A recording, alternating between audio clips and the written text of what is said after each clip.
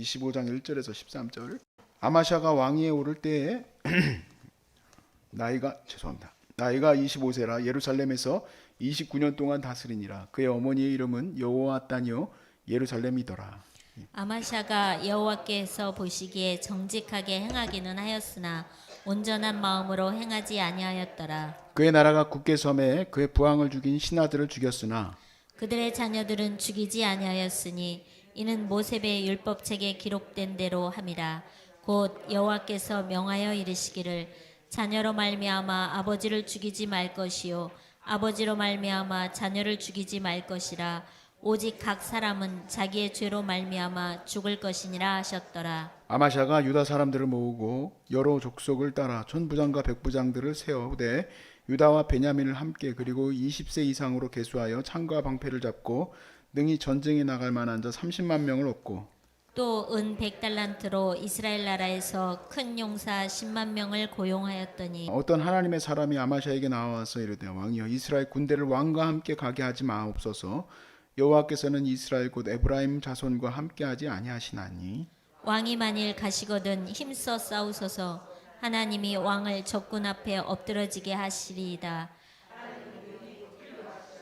능히 패하게도 하시나이다 하니 아마샤가 하나님의 사람에게 이르되 내가 100달란트를 이스라엘 군대에게 주었으니 어찌할까. 하나님의 사람이 말하되 여호와께서 능히 이보다 많은 것을 왕에게 주실 수 있나이다 하니라. 아마샤가 이에 에브라임에서 자기에게 온 군대를 나누어 그들의 고향으로 돌아가게 하였더니 그 무리가 유다 사람에게 심히 노하여 분연히 고향으로 돌아갔더라. 아마샤가 담력을 내어 그의 백성을 거느리고 소금 골짜기에 이르러 세일 자손 10,000명을 죽이고 유다 자손이 또 10,000명을 사로잡아 가지고 바위 꼭대기에 올라가서 거기서 밀쳐 내려뜨려서 그들의 온몸이 부서지게 하였더라. 다 함께. 아마샤가 자기와 함께 전장에 나가지 못하게 하고 돌려보낸 군사들이 사마리아에서부터 베드론까지 유다 성읍들을 약탈하고 사람 3,000명을 죽이고 물건을 많이 노력하였더라. 아멘. 우리 예수 믿는 사람들, 복음을 믿는 사람들 마음속에는 이게 전제가 있습니다. 죄를 지어도 하나님은 날 용서해 주신다. 이런 마음이 있어요. 저도 그런 마음이 있어요. 저도 그런 마음이 있기 때문에 어제 내가 넘어졌어도 오늘 다시 하나님 앞에 나와서 하나님 저를 용서해 주십시오. 저를 살려 주십시오 하고 기도할 수 있게 되는 것은 복음 때문에 그래야 할 수 있죠. 그러나 이것이 오해하지 말아야 될 것은 죄를 지어도 된다는 면죄부를 준 게 아닙니다. 절대 그런 게 아니에요. 값싼 복음이 아닙니다. 복음은 우리에게 기회를 열어주시지만 그 기회는 그 죄의 기회로 삼으라고 주신 것이 아니라 우리가 하나님 앞에 회개하고 돌아오라는 거예요. 왜냐하면 죄는 우리를 망하게 합니다. 지금 멀쩡히 살아있는 것 같이 보이지만 죄는 우리를 멸망시켜버려요. 우리를 파괴시켜버려요. 그래서 우리가 죄를 무서워하고 두려워해야 되는 거지. 뭐 예수님이 나 다 용서해 주셨는데 뭐 내가 죄 짓고 살지. 그러면 그 가운데서 망하는 거. 그 가운데서 뭐 나중에 천국 가네 지옥 가나의 문제가 아니라 그 가운데서 망하는 거예요. 오늘은 우리가 요아스가 처참하게 죽은 뒤, 왜냐하면 이제 아달랴의 자식들이 요아스를 죽였죠. 죄송합니다. 여호야다의 자식들이 죽였습니다. 그래서 요아스가 처참하게 죽은 뒤에 25살의 나이에 이제 즉위한 그의 아들 아마샤에 대해서 이제 보게 되는데, 이 아마샤가 어떤 평가를 받고 있냐면 멸망받을 평가를 받고 있습니다. 근데 이 사람이 멸망받을 평가가 받아지고 있는 이유는 그의 마음속에 죄를 다스리지 못하기 때문이에요.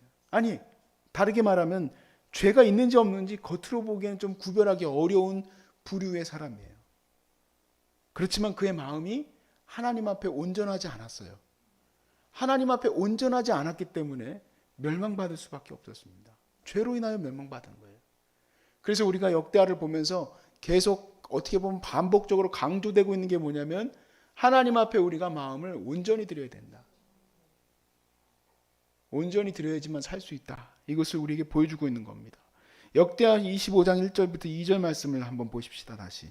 아마샤가 왕위에 오를 때 나이가 25세라. 예루살렘에서 29년 동안 다스리니라.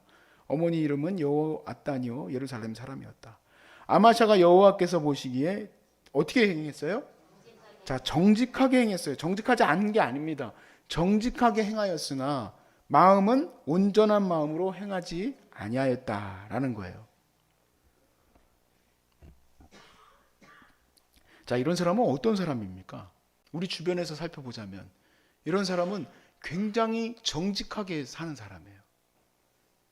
의롭게 사는 사람이에요. 사람들에게 예의가 바른 사람이에요. 또 맡은 바에 대해서 책임을 다하는 사람이에요. 그런데 그 마음 속에는 온전한 마음이 없어요. 하나님을 향한 사랑의 마음이 결핍되어 있는 사람이에요. 찾아본 적 있어요? 없어요? 그런 사람 본 적 없어요? 이런 사람 목회 현장에 있으면 굉장히 힘듭니다. 진짜예요. 미치도록 힘들어요. 왜냐하면 사람들은 그를 다들 인정하는데 실질적으로 대면해 보면 굉장히 힘든 사람이에요. 이런 부부간의 관계도 마찬가지죠. 부부간에도 사랑으로서 함께 살아갈 수 있죠.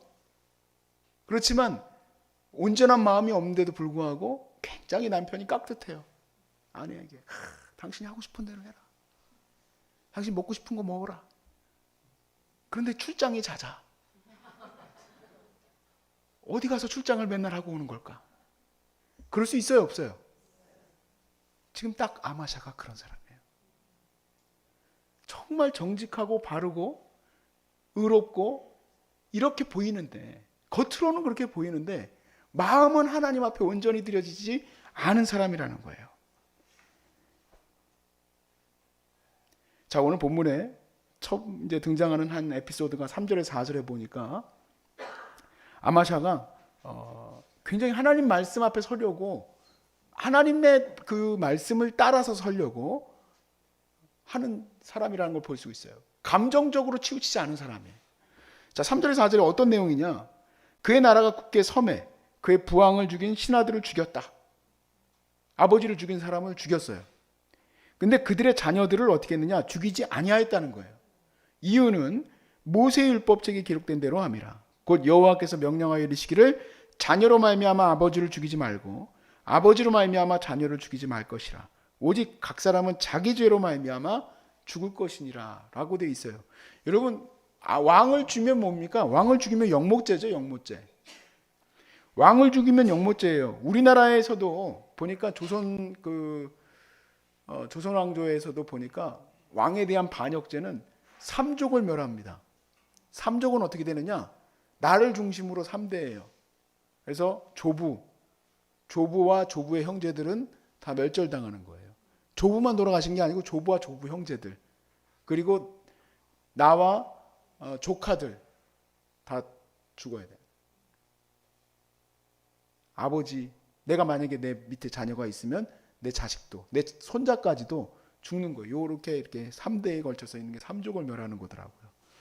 근데 중국에는 구족을 멸하는 게 있어요. 구족.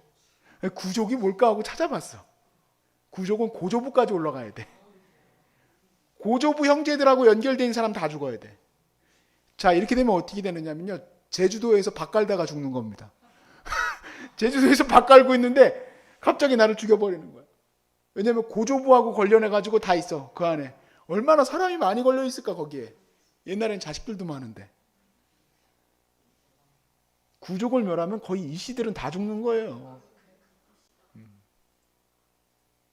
그래도 우리나라 조선왕조에서 이 삼족을 멸하는 별은 나중에 없어지더라고요. 근데 하나님 말씀은 정말 사람을 살리는 법이에요. 정말 사람 살리는 법이에요. 이렇게 귀한 법이 어디 있을까? 만약에 그들의 죄라면 그들의 죄만 물을 것이다.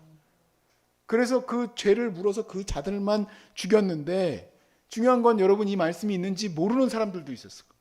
그런데 아마샤는 이 말씀도 잘 알고 있고 또 이 말씀도 잘 따라갑니다. 어때요? 신앙이 좋아 보이지 않습니까? 신앙이 안 좋아 보일 리가 없죠. 이런 사람을 온전하지 않다라고 하면 누가 온전하다고 하겠어요?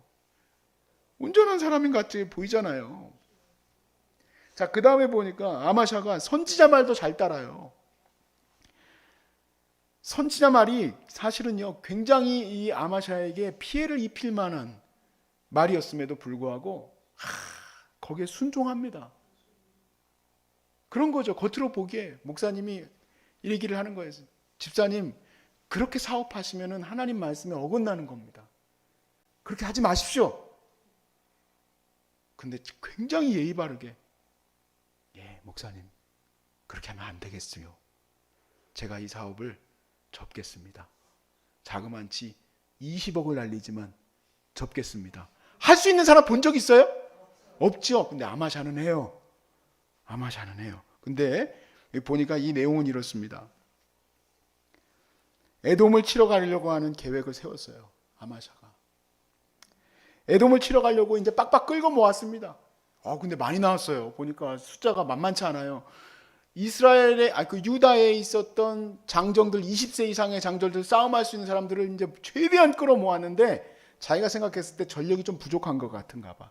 그래가지고 이 부족한 전력을 채우기 위해서 이스라엘에 용병을 샀습니다. 그게 은 100달란트예요. 얼마나 되는 돈인지는 제가 한 20억 정도로 얘기했어요. 그래서 은 100달란트를 사가지고 10만 명의 용병을 데려왔는데, 그러면 하나님은 좀 그 전에 얘기하시든가. 이미 돈을 다 냈는데 아마샤가 선지자에게, 그것도 어떤 선지자냐? 이름도 몰라. 어떤 선지자예요. 아무개 선지자가 와가지고 얘기하는 거예요. 하나님은 이스라엘의 그 군인들과 함께 하지 않습니다. 왕이시여, 이스라엘 백성들을 보내고 왕이 열심으로 싸우십시오. 하나님이 이기게 하실 겁니다. 그래서 아마샤가, 아이고, 내가 돈을 100달란트를 이미 물었는데 어떻게 하지? 그랬더니 구절같이 얘기합니다. 아마샤가 하나님의 사람에게 이르되, 내가 100달란트를 이스라엘 군대에 주었으니 어찌할까? 하나님의 사람이 말하되, 여호와께서 능히 이보다 많은 것을 왕에게 주실 수 있습니다. 돈을 더 많이 주신대요.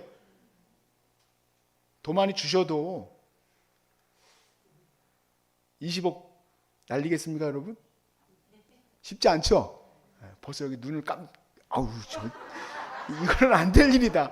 이건 돌이킬 수 없는 일이다. 이렇게 생각하시는 분들이 있어요. 여러분, 겉과 속이 같습니다. 아마샤는 겉과 속이 달라요. 그런데 이게 되게 어려운 부분인데 아마샤가 이걸 해요. 마음으로는 순종하는 마음이 없지만 합니다, 이거를. 그런데 여러분, 순종하지 않는 마음으로 순종할 수 있는 것은 거의 없어요. 왜냐하면 이런 모습은 다 드러납니다, 나중에. 사랑치 않는 마음들은 다 드러나는 거예요. 하나님을 향한 온전하지 않은 마음들이 드러나요.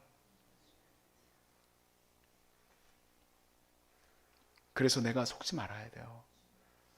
저는 사람들에게 속지 않습니다. 제가 이렇게 사람들을 보면서 이 사람 진짜 충성되고 너무너무 귀하다. 근데 저희 부모님 목회하는 걸 봐가지고 제가 사람을 이제는 안 믿는 거예요. 정말 저는 이분은 최고의 신앙인이다 생각했는데 아니더라고. 얼마나 우리를 괴롭게 했는지 몰라요. 그리고 저도 안 믿어요. 내가 오늘 예배를 잘 드렸으니 나는 하나님의 좋은 신앙이냐, 사람들 앞에서 이렇게 기도하고 살아가니 사람들이 나를 좋게 보겠지. 천만에 나는 하나님 앞에 죄인 중에 괴수지. 그래서 오늘도 기도할 때는 하나님 앞에 그렇게 기도할 수밖에 없는 거예요. 나 좀 하나님 앞에 온전히 사랑할 수 있도록, 하나님을 정말 온전히 붙들 수 있도록 도와달라고. 겉으로만 목사인 척 않게 해달라고 좀, 주님. 근데 진심으로 하나님을 사랑할 수 있게 해달라고. 왜냐하면 어느 순간 나는 그 겉으로 드러난 모습과 반대되는 이율배반적인 모습들이 드러나서 사람들이 뭐라고 하는 겁니까? 뒤통수 맞았네, 그러는 거예요. 뒤통수 맞았네. 사실 뒤통수 맞은 거 아니야. 겉과 속이 다른 것뿐이지. 겉과 속이 같으길 바랍니다. 그런데 겉과 속이 같다는 건 아까처럼 말씀을 위해서 20억을 포기할 수 있냐 그러면 나는 못합니다.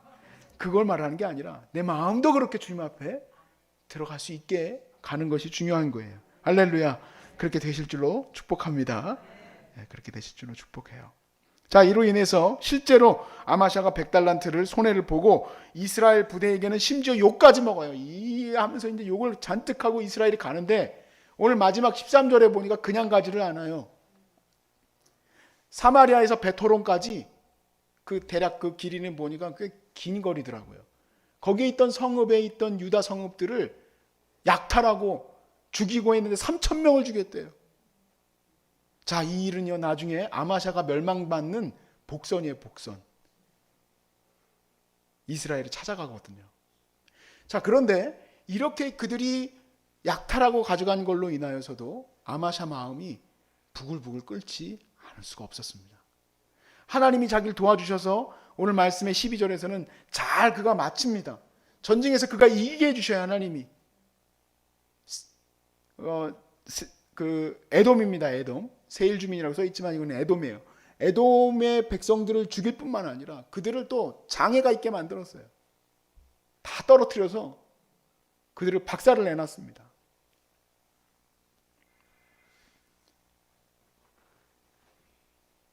그럼에도 불구하고 우리는 마음속에 손해본 것만 보여요. 어떻게 하면? 마음이 온전히 하나님 앞에 서 있지 않으면. 문제는 14절부터 드러나게 되는데 14절은 다음 이 시간에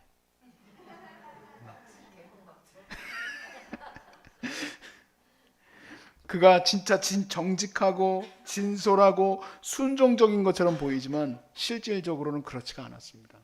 그의 마음에는 우상을 사모하는 마음이 있었고 하나님을 향한 온전한 마음이 아니었음이 14절부터의 내용에서 등장해요. 그러므로 우리 하나님이 우리에게 얘기하시는 말씀은 첫 번째 되는 계명이 뭡니까? 하나님을 마음을 다하고 뜻을 다하고 힘을 다하는 거예요. 마음을 다하고지 마음은 조금 써라가 아니에요. 마음을 다하고 힘을 다하고 뜻을 다하여 주 너의 하나님을 사랑해라. 주 너의 하나님을 사랑하지 않고 이렇게 겉으로 보인 모습에서만 정직하고 의롭고 공의로운 것처럼 우리가 살아간다면 어느 순간 한 부분에서 다 쏟아져 나와요. 마치 오염된 물이 잘 갇혀 있는 것처럼 보이지만 이 실링되어 있는 게 제대로 되어 있는 게 아니거든. 왜냐하면 우리의 이 내면은 굉장히 연약하거든요. 그래서 그것이 다 쏟아져 나올 수가 있어요. 우리는 두 번째 계명으로 넘어가지도 않았습니다. 제가 말씀드린 건 10계명에서 2계명을 말하는 게 아니라 6계명부터를 말씀드린 거예요. 사람들 사이에서의 삶도 이웃을 내 몸과 같이 사랑하라고 하였지만 이거는 우리는 이미 얘기도 하지 맙시다. 왜냐면 여기까지 나가면 골치 아파요. 첫 번째, 하나님 사랑하는 거. 어떻게 사랑해야 됩니까? 온전히 사랑해야 돼요. 온전히 사랑하지 않으면 오늘 아마샤의 본문이 얘기하는 겁니다. 멸망당하는 겁니다. 왜냐하면 하나님의 진노를 사기 때문에, 그 죄악이 하나님의 진노를 사기 때문에 그렇습니다. 사랑하는 여러분, 우리는 겉과 속이 같기를 바랍니다. 앞뒤가 똑같기를 바랍니다. 하나님을 향한 내 마음이 뒤집혀 나와도 같기를 바랍니다. 어떻게 해야지 될까요? 마음과 뜻과 정성을 다하여 하나님 사랑하는 것에 있음을 온전히 붙드시길 주의 이름으로 축복합니다.